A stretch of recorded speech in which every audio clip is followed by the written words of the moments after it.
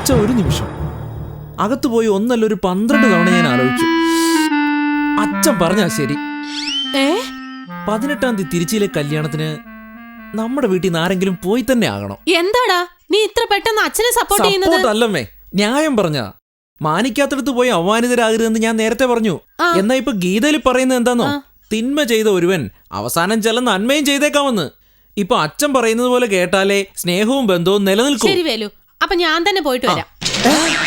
അമ്മ പോയാലെങ്ങനെ ശരിയാവുക? അമ്മ അവർ ഇൻസൾട്ട് ചെയ്തതല്ലേ? അതിപ്പോ യെസ് ഓർ നോ, ഏതെങ്കിലും ഒന്ന് മാത്രം പറ.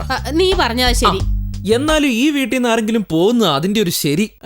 ഭുവനെ അയക്കാന്ന് വെച്ചാ അവള് കൊച്ചുകുട്ടിയാ. ഇനി ആരെ അയക്കുന്നത്? എന്നോട് എന്തിനാ പോകാൻ പറയുന്നേ? പറ്റില്ല, ഒരിക്കലും പറ്റില്ല. ഇപ്പൊ പറഞ്ഞില്ലേ? പറഞ്ഞില്ലെന്ന് പറഞ്ഞില്ലേ? അതാ പറഞ്ഞത്. കല്യാണത്തിന് നീ തന്നെ പോയാ മതി. എന്താ